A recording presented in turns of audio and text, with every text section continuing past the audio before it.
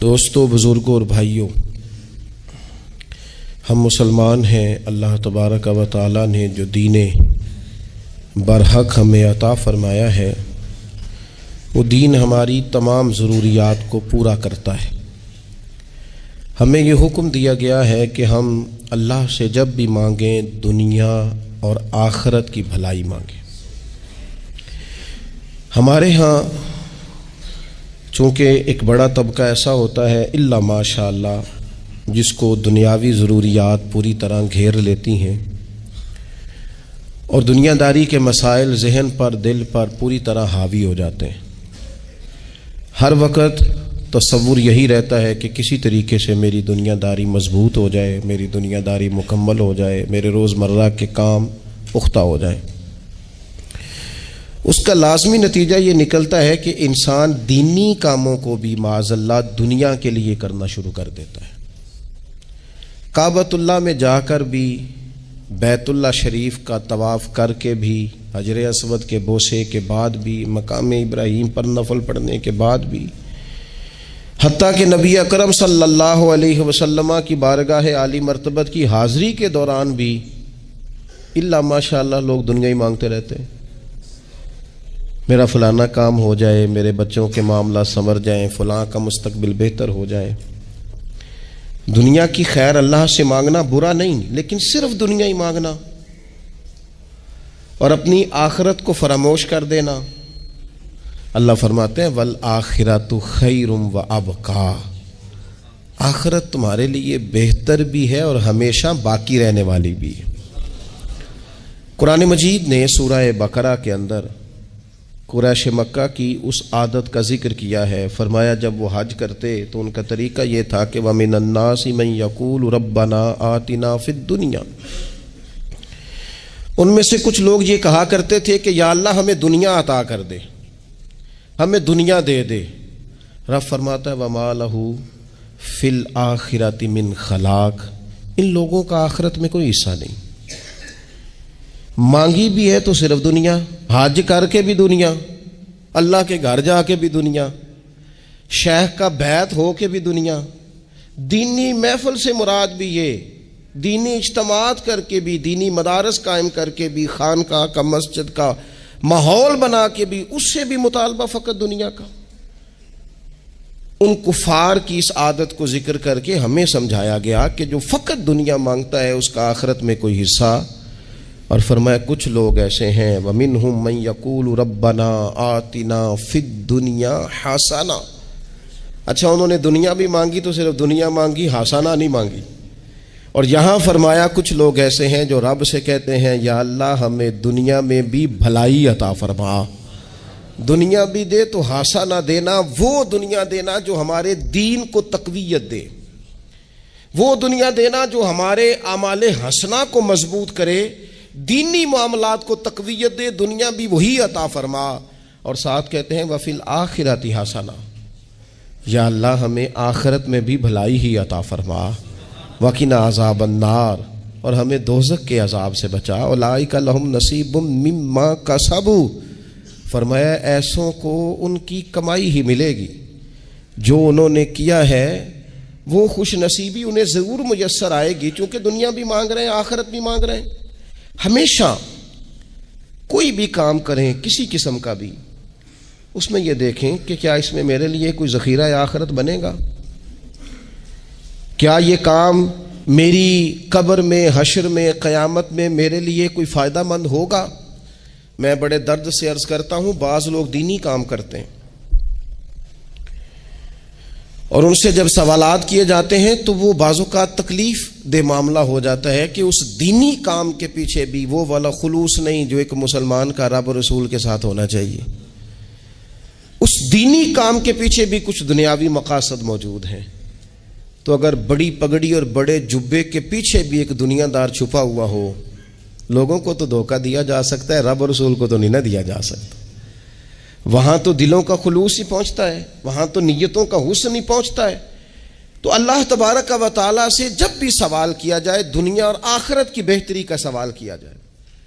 ایک لفظ ہے حدیث پاک میں جس کو عافیت کہتے ہیں، ترمذی شریف میں حضرت سیدنا عباس بن عبد المطلب رضی اللہ تعالیٰ عنہ، آپ کی روایت موجود ہے، فرماتے ہیں میں نبی پاک صلی اللہ تعالیٰ علیہ وسلم کی خدمت عالی مرتبت میں حاضر ہوا تو میں نے عرض کی یا رسول اللہ صلی اللہ تعالیٰ علیہ وسلم، مجھے ایسی چیز بتائیں جو میں اپنے رب سے مانگوں۔ چیز مانگنی ہوتی ہے نا، بعض اوقات موقع ملتا ہے تو کئی دفعہ انسان امتحان میں آ جاتا ہے کہ اب مجھے موقع مل گیا ہے، مجھے کہا گیا ہے کچھ مانگ لو، تو بھلا میں کیا مانگوں۔ حضرت عباس بن عبد المطلب رضی اللہ تعالیٰ عنہ نبی پاک علیہ السلام کے پیارے چچا جان ہیں، عرض گزار ہیں یا رسول اللہ صلی اللہ علیہ وسلم، مجھے بتائیے میں اپنے رب سے مانگوں تو کیا مانگوں؟ تو حضور نے فرمایا رب سے عافیت مانگو۔ کہتے میں کچھ دن رکا، کچھ دنوں کے بعد پھر حاضر بارگاہ ہوا اور عرض کی یا رسول اللہ صلی اللہ تعالیٰ علیہ وسلم، مجھے بتائیے میں اپنے مالک سے مانگوں تو کیا مانگوں؟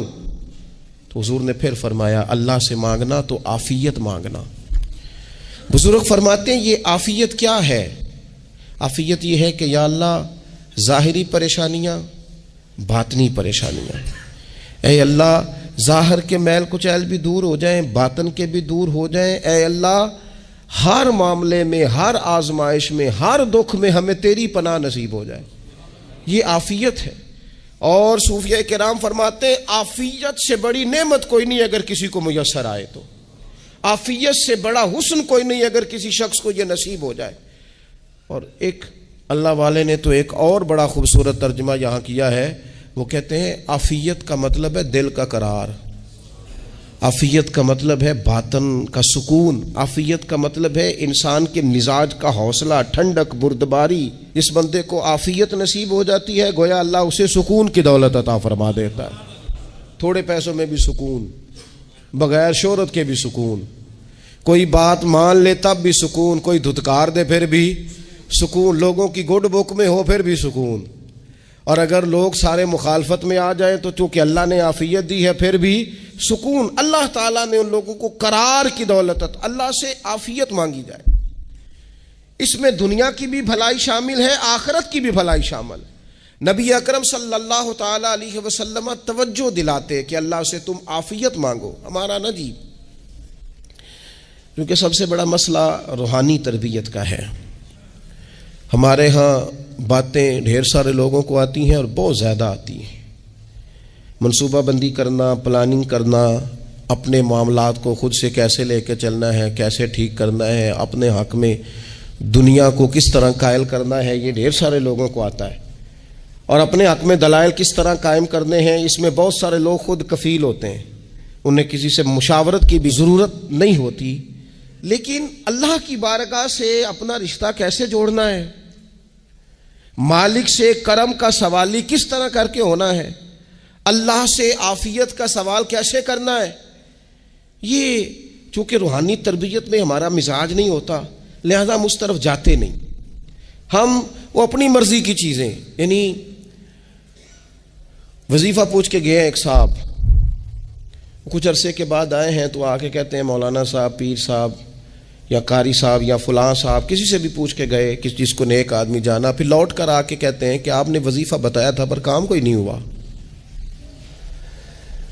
تو میں تو صاف کہتا ہوں اور کھلے دل سے کہتا ہوں کہ بھائی وظیفہ آپ کو بتایا تھا کہ اللہ کی رحمت متوجہ ہوگی، خدا کی رحمت کو آواز دینے کے لیے وظیفہ دیا تھا، کوئی بھی وظیفہ رب کو مجبور تو نہیں نہ کر سکتا معاذ اللہ۔ اور وظائف کس لیے پڑھے جاتے ہیں کہ جلدی سے معاملات ٹھیک ہو جائیں، میرے حق میں چیزیں بہتر ہو جائیں، تو اللہ کی رضا کے لیے پڑھے جاتے۔ تو وظائف کو، عبادات کو، نوافل کو، تلاوت کو، درود پاک کو تو رضا الہی کا ذریعہ بنانا چاہیے، لیکن ہم چونکہ ایک پورا الجھاؤ رکھتے ہیں اپنی دنیا داری کے معاملات سیدھے کرنے میں، ایک پورا خیر رکھتے ہیں۔ وہ لوگ ملتے رہتے ہیں مختلف بزرگوں کی نسبت کے تعلق سے، تو بعض جگہوں پہ بعض لوگ بڑے تیز ہوتے ہیں، یعنی ان سے آپ کی ملاقات ہوتی ہے تو بندے کو محسوس ہوتا ہے کہ یار اسے تو پہلے ہی ساری باتوں کا پتہ ہے، اور کئی دفعہ ان سے ملنے کے بعد احساس ہوتا ہے کہ یار اس سے تو تھوڑا سیکھ ہی لیتے تو بہتر تھا، یہ تو بات بڑی آگے نکل گئی۔ سارا پتہ ہوتا ہے، باشعور ہوتے ہیں، لیکن ڈر آتا ہے اللہ سے۔ اتنا باشعور آدمی، سمجھدار، پنچایت، پریا، لوگ، دین، دنیا سارا پتہ ہے، نماز کا ٹائم آ گیا تو وہ چھپتا پھرتا ہے، اس کی طبیعت پر بوجھ بن رہا ہے معاذ اللہ اللہ کے حضور حاضر ہونا، اسے خیر کا کام کرنا پڑ رہا ہے تو وہ ادھر ادھر نکلتا جا رہا ہے۔ تو سوال یہ ہے کہ پھر یہ شعور کا کیا مطلب رکھا ہوا ہے ہم نے؟ پھر اللہ سے دعا کرنے کی ضرورت نہیں۔ وہ حضرت عارف رومی رحمۃ اللہ تعالی علیہ فرمایا کرتے تھے بعض لوگوں کو رب سارا کچھ دیتا ہے، سجدے کی توفیق نہیں دیتا۔ اس کا مطلب یہ ہے کہ وہ کہتا ہے یہ سارا کچھ لے اور نکل جا، میرے گھر نہ آنا، رکھ سارا کچھ پاس۔ رب سے عافیت مانگی جائے، اس سے اس کا فضل مانگا جائے، اس سے اس کا کرم مانگا جائے۔ اللہ کے پیارے رسول صلی اللہ تعالی علیہ وآلہ وسلم اس عافیت مانگنے پر زور دیتے، توجہ دیتے۔ میں آپ کو صحیح بتاتا ہوں، رب نے اگر کسی بندے کو عافیت میں رکھا ہو نا تو حالات کیسے بھی برے چل رہے ہوں اس کا بگاڑ کچھ نہیں سکتے۔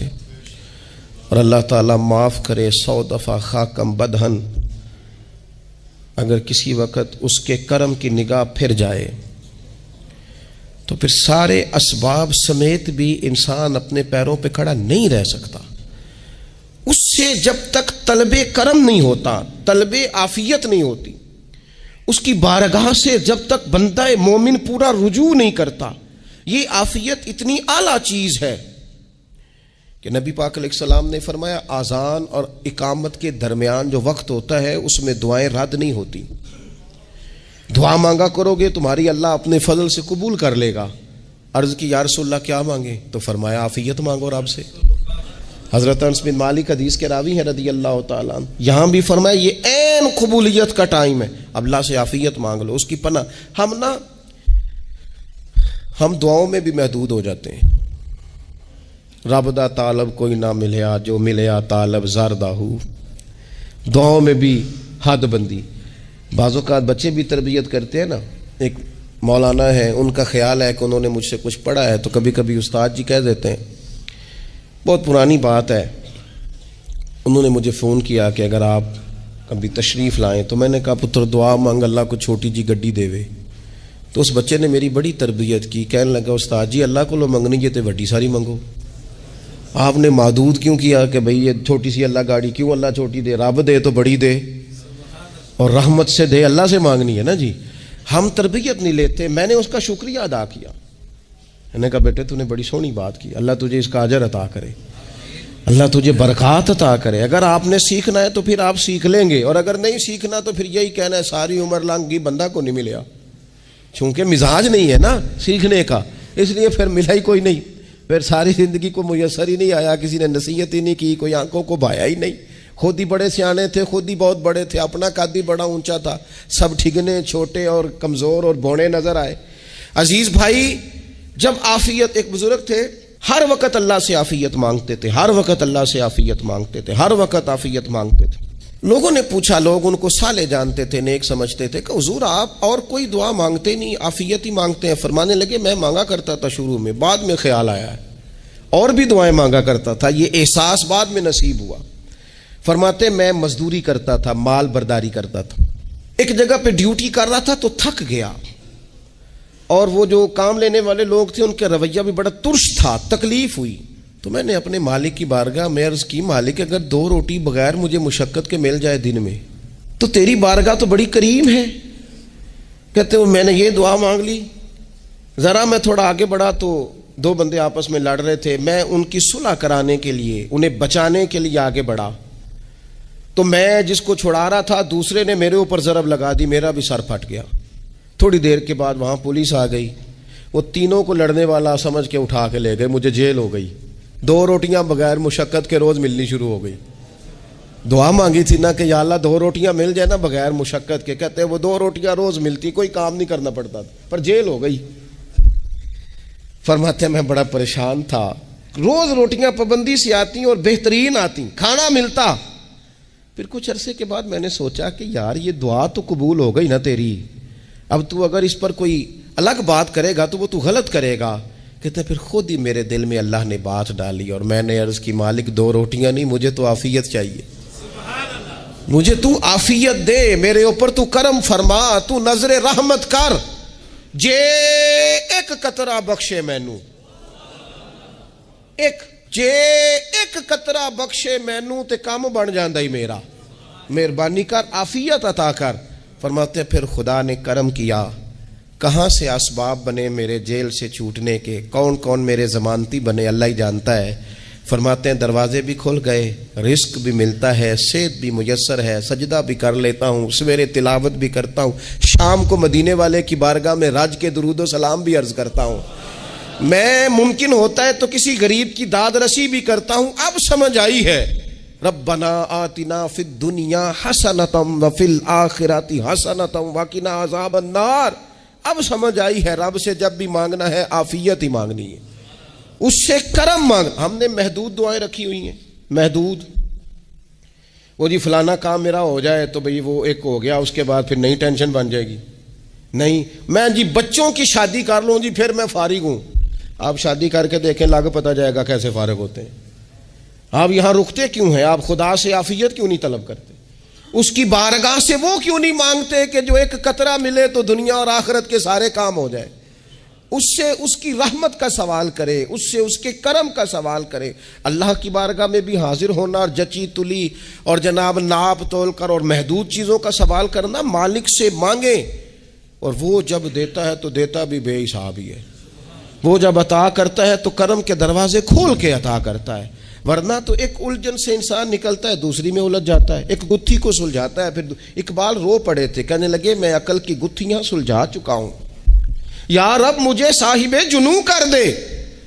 اللہ یہ بڑا میں نے ہیر پھیر دیکھ لیا، مجھے دیوانہ بنا، اب مجھے جنون ہو، اب میں کسی کے لیے رویا کروں، اب میں کسی کی یاد میں تڑپا کروں، اب میں رات کسی کے لیے میری آنکھیں بیدار رہیں۔ یہ بڑی ہو گئی دنیا داری، عقل کی گتھی حالانکہ نہیں سلجھتی، پر اقبال کہتے ہیں عقل کی گتھیاں سلجھا چکا ہوں، یا رب مجھے صاحب جنوں کر دے۔ اور پھر کہنے لگے بجھی عشق کی آگ اندھیر ہے، اب یہ مسلمان نہیں، یہ خاک کا ڈھیر ہے، تو مٹی بن کے رہ گیا۔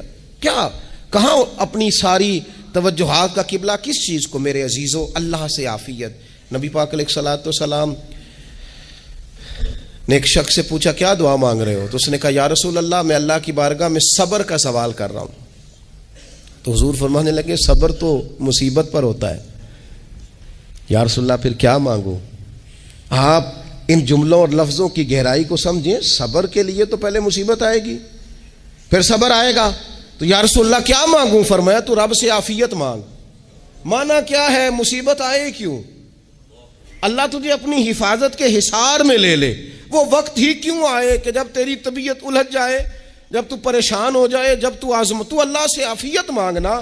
جب تو عافیت مانگے گا تو اگر کبھی مشکل آئے گی بھی نا تو خدا پھر اپنے فضل سے مشکل سے نکلنے میں رستہ بھی بڑی جلدی عطا فرمائے گا اور تیرے اوپر فضل فرمائے گا۔ اگر عافیت، یہ جو ہم نبی پاک کی امت ہے نا، تو یہ ہمارے گرد اللہ کے فضل اور اس کی رحمت کا حصار ہے، یہ حصار ہے ہمارے گرد۔ وہ درویش نے کہا تھا نا کہ کروں شکر کتنا اور کروں فخر کتنا کہ تیرے کرم نے مجھے فائز المرام کیا، دیکھو بنا کے سید عالم کا امتی مجھ کو گناہ سے پہلے ہی بخشش کا انتظام کیا۔ ابھی میں نے غلطی کی نہیں لیکن مجھے حضور کا غلام بنا دیا، بخشش کا بندوبست پہلے ہو گیا۔ اپنے مالک سے، بیمار بھی اس سے عافیت مانگیں، مقروض بھی اس سے عافیت مانگیں، بے اولاد بھی اس سے عافیت ہی مانگیں، صاحب اولاد بھی اس سے عافیت ہی مانگیں، جو دولت کے حصول کے رزق حلال کے خواہش مند ہیں وہ بھی اس سے عافیت مانگیں، اور جن کی جھولی اس نے بھر دی ہے وہ بھی اپنے رب سے عافیت ہی مانگیں۔ مالک سے جب سوال کرے، ایک بزرگ تھے انہوں نے تو اپنی انگوٹھی میں لکھوا لیا تھا کہ یا اللہ مجھے عافیت عطا فرما، مگر جب بھی دیکھتا ہوں یاد آ جاتا ہے کہ اللہ سے عافیت مانگنی۔ اپنے مالک کی بارگاہ کے اندر دیکھو، میں نے دیکھا ہے وہ کسی نے کہا تھا کہ تیری خواہش ہے کہ وہ تیری آرزو کرے پوری، اور میری خواہش ہے کہ تیری آرزو بدل جائے۔ کچھ لوگ ایسی خواہشات بھی لے کے آتے ہیں کہ جو پوری نہ ہو تو بہتر ہوتا ہے، اس لیے آپ کو پتہ ہے موت مانگنا جائز نہیں دین میں. مصائب سے گھبرا کر، مشکلات سے گھبرا کر، زندگی کے مد و جزر سے پریشان ہو کر موت کا سوال کرنا جائز نہیں. کس طرح جائز ہے؟ ان لفظوں کے ساتھ دعا کر سکتا ہے کہ یا اللہ جب تک میری زندگی بہتر ہے مجھے زندہ رکھ، اور جب میرا دنیا سے جانا بہتر ہے پھر تو مجھے اپنی بارگاہ میں بلا لے. یہ بھی کیا ہے؟ یہ بھی عافیت کا سوال ہی ہے کہ یا اللہ رکھ بھی تب تک جب تک رہنا بہتر ہے. نبی پاک نے بھی ارذل العمر ہونے سے پناہ مانگی. ہمارا یہ مزاج بن گیا ہے کہ ہم اپنے حق میں ایسی چیزوں کا سوال کر رہے ہوتے ہیں جو کئی دفعہ ہمیں مل جائیں تو ہمارا نقصان کریں. قرآن حکیم ایک جگہ پہ اللہ کریم نے فرمایا ہے کہ اگر سب لوگوں کو مال دے دوں تو بغاوت کریں، فساد ہو جائے. کیا مانا؟ کہ اپنا نقصان کر بیٹھے لوگ. ہم اپنے مالک کی بارگاہ میں بعض ایسی چیزوں کے سوالی ہیں کہ جو ہمارے لیے ٹھیک نہیں ہے، ہمیں اس کے کرم پر چھوڑنا ہے، اس سے عافیت مانگنی. اور بعض لوگ، چونکہ میں کہہ چکا ہوں شروع میں کہ ہماری دینی روحانی تربیت نہیں ہوتی اور ہم کہیں سے باقاعدہ اسباق لینے کے قائل ہی نہیں ہوتے، پوری تربیت کا ہمارا مزاج ہی نہیں ہوتا، اپنی عقل اور اپنا شعور اور اپنے حساب سے ہم زندگی کو بتانا چاہتے ہیں. اور یہ جو میرا دور ہے یہ ویسے ہی الجھا ہوا زمانہ ہے، اللہ ماشاء اللہ، پتہ نہیں کوئی کیا بول رہا ہے، کوئی کیا کہہ رہا ہے، ایسے ہے جیسے کوئی میلہ لگا ہوا ہے اور کان پڑی آواز سنائی نہیں دے رہی. جس کی دکان پر کوئی گاہک نہیں وہ بھی کہہ رہا ہے لائنیں بنا لو. ایسا الجھا ماحول ہے اور ایسی آزمائش ہے کہ لوگ بیچارے پریشان ہیں. دیکھیں جب تربیت کے ساتھ انسان آگے بڑھتا ہے نا، ہمارے پاس مقتدا ہے اللہ رسول کا کلام، ہمارا پیشوا ہے رب رسول کا فرمان. جب ہم کتاب و سنت کی روشنی میں آگے بڑھتے ہیں تو پھر ہمارے لیے منزل آسان بھی ہوتی ہے اور قریب بھی ہوتی ہے. پھر ہمارے لیے آگے کی طرف سفر کرنا، آگے بڑھ جانا یہ آسان ہوتا ہے. آپ غور کریں جو لوگ دنیا میں کامیاب رہے، بھلا کس طرح کامیاب رہے؟ وہ اس طرح کامیاب رہے کہ انہوں نے نا اپنے رب سے عافیت مانگی. اللہ تعالیٰ نے خود بخود ان کے لیے رستے بنائے. آپ تاریخ پڑھیں گے بعض لوگوں کی تو لگ نہیں رہا تھا کہ وہ اتنی کامیابی حاصل کریں گے. دیکھ لیں آپ حضرت غوث اعظم جیلانی رضی اللہ تعالیٰ عنہ بغداد شریف تشریف لاتے ہیں تو ان کی کیفیت یہ ہے کہ پتے کھا کے گزارا کرنا پڑتا ہے. یعنی پیچھے کوئی ایسا بیک گراؤنڈ کسی کا بنایا ہوا ادارہ، کوئی بڑی خانقاہ، کوئی بڑے لمبے چوڑے والد صاحب کے مریدین، کوئی بڑا لمبا سلسلہ نہیں مل رہا. ان کو بظاہر پتے کھا کے گزارا کرنا پڑتا ہے، لیکن چونکہ وہ نکلے ہیں اللہ کی مدد کے ساتھ، انہیں اللہ نے تائید دی ہے، فضل فرمایا ہے، تو نتیجہ یہ نکلا ہے کہ 70 ہزار بندہ ایک ایک وقت میں تربیت لینے کے لیے ان کے سامنے موجود ہے. یہ اللہ نے اسباب بنائے ہیں، کیونکہ جب رب عافیت عطا کرتا ہے تو پھر اللہ اسباب بھی پیدا فرماتا ہے. ہمارا ذہن تو تھک جاتا ہے سیاست کرتے کرتے. ہم تو جناب پوری ترتیب سے ہمیں سلیقہ آتا ہے کس طرح کر کے کس بندے کو کیسے قائل کرنا. پورے طور پر ہم وہ ساری زندگی سیاست کرتے رہتے ہیں. وہ خاندانوں میں بھی چلتی ہے، گلی محلے میں بھی چلتی ہے، دوستوں میں بھی چلتی ہے، اور بعد میں پتہ چلتا ہے کہ یہ پتے کھیل کون رہا تھا. اصل میں صلح کرانے والا تھا کہ لڑائی کرانے والا تھا. یہ سب کا خیر خواہ تھا، یا سب کی ذہن کے اندر فطور کی آمیزش ہی اس شخص کی وجہ سے تھی. ہم چونکہ وہ خاص عافیت اللہ سے نہیں مانگتے، ہماری مخصوص سیاست ہوتی ہے سبھی کو راضی رکھو. اس کا نتیجہ یہ نکلتا ہے کہ ایک ٹائم آتا ہے کوئی بھی راضی نہیں رہتا. ہم اگر اپنے مالک کی طرف رجحان کریں اور اللہ نے جو ہمیں شعور دیا ہے اس شعور کو لے کر اللہ کی بارگاہ کی طرف بڑھیں. آپ یقین کریں اعلیٰ حضرت بریلوی رحمۃ اللہ علیہ کی کتابیں ہیں، ایک ایک کتاب پر PhD ہو رہی ہے، اور انہوں نے 150 سال پہلے بیٹھ کر جو کچھ لکھا تھا بین ہی لفظ بلفظ اس کی ضرورت آج محسوس ہو رہی ہے اور آنے والے وقت میں بڑھ رہی ہے. لیکن ان کے پاس کوئی ٹیم نہیں تھی، 50 لوگ نہیں تھے جو ان کے پاس بیٹھ کے لکھواتے، اپنا پریس نہیں تھا، ایسے لوگ نہیں تھے کہ جن کو پتا ہوتا کہ کتاب ہم کل چھاپیں گے اور اتنے فیصد یہ مارکیٹ میں نکل بھی جائے گی. ایسا کچھ نہیں تھا. کیا تھا؟ اللہ کی مدد ساتھ تھی، تائید ایزوی ساتھ تھی، اللہ نے اپنی عافیت میں رکھا تھا. وہ قرآن مجید کی آیت کا ترجمہ کرتے ہیں نا اعلیٰ حضرت اہدنا الصراط المستقیم، یا اللہ ہمیں سیدھی راہ پہ چلا. بہت سارے مفسرین نے کہا اے اللہ ہمیں سیدھا راستہ دکھا، فرماتے ہیں اے اللہ ہمیں سیدھی راہ پر چلا۔ تو کسی نے کہا حضور یہ چلا اور دکھا میں کیا فرق ہے؟ فرمانے لگے دکھانے کا مطلب یہ ہوتا ہے کہ کسی نے پوچھا میں نے گجرانوالہ جانا ہے، تو دکھانا یہ ہے کہ اسے کہا یہاں سے باہر نکلو، روڈ پہ چڑھ جاؤ، سیدھے جاؤ گے، ایک پول آئے گا اسے کراس کرنا، نیچے اترنا، وہاں سے شہر شروع ہو جائے گا۔ پھر اس نے اگر کوئی اندرونی جگہ شہر کی پوچھ لی تو اس کو کہا کہ رائٹ ہو جانا، پھر لیفٹ ہو جانا، پھر آگے کسی سے مزید۔ یہ ہے راستہ دکھانا، اور ایک ہے چلانا۔ اس نے کہا میں نے گجرانوالہ جانا ہے، تو اس نے کہا ساتھ بیٹھنا میری گاڑی پہ، جہاں تو نے جانا ہے میں چھوڑ کے آتا ہوں۔ یہ راستے پہ چلانا ہے، یہ مقام تفکر ہے، آپ اس پر غور فرمائیں گے۔ کہتے ہیں یا اللہ تو ہمیں راستہ دکھائے گا اور دکھاتا ہے، لیکن چاروں جانب شیطان بھی تو بیٹھا ہے نا، فتنے بھی تو ہے نا، تو اگر تیری رحمت ساتھ رہے، مانا کہ محبت کے سفر میں ہر گام پہ 100 مشکل ہے، لیکن یہ سفر آسان بھی ہے اگر ساتھ تمہارا ہو جائے۔ اگر تو ساتھ چلے تو پھر یہ سفر مشکل۔ وہ ہارون رشید نا اپنے محل کی چھت پہ ٹہل رہا تھا، سب سے اوپر والے چوارے پر، نیچے سے حضرت بہلول دانا گزر رہے تھے، اوپر اس کے ساتھ سپاہی بھی تھے، گن مین بھی تھے۔ اس نے کہا یہ بابا تو ذرا اوپر اٹھاؤ۔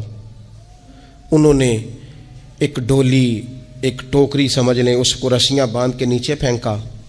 نیچے جو سپاہی تھے ان کو کہا کہ یہ بابا جی کو پکڑ کے اس میں بٹھاؤ۔ انہوں نے جبرن تھاما بابا جی کو، اس میں ڈالا، اوپر والوں نے کھینچ لیا۔ 2-3 منٹ لگے۔ ہارون رشید کے سامنے حضرت بہلول دانا پہنچ گئے تو تھوڑے ناراض بھی ہوئے کہ یہ کوئی طریقہ تو نہیں نا بلانے کا۔ ملاقات ہوئی تو کہا کیوں بلایا؟ کہنے لگا ایک مسئلہ پوچھنا تھا۔ فرمانے لگے بادشاہ ہے نا، تیرے مسئلے پوچھنے کا بھی اپنا ہی انداز ہے، پوچھ مسئلہ۔ کہنے لگا بابا پوچھنا تھا کہ آپ اللہ تک کیسے پہنچے؟ حضرت بہلول دانا چپ کر گئے۔ 2-4 منٹ کے بعد کہنے لگے جس طرح ابھی زمین سے تیرے تک نہیں پہنچا، بالکل اسی طرح ہی پہنچ گیا ہوں رب کریم کی بارگاہ تک، اور وہ بھی جو اس نے کرم فرمایا ہے، ورنہ میں تو نہیں سمجھتا کہ میں پہنچ گیا ہوں، وہ بھی اگر تیری خوش گمانی ہے۔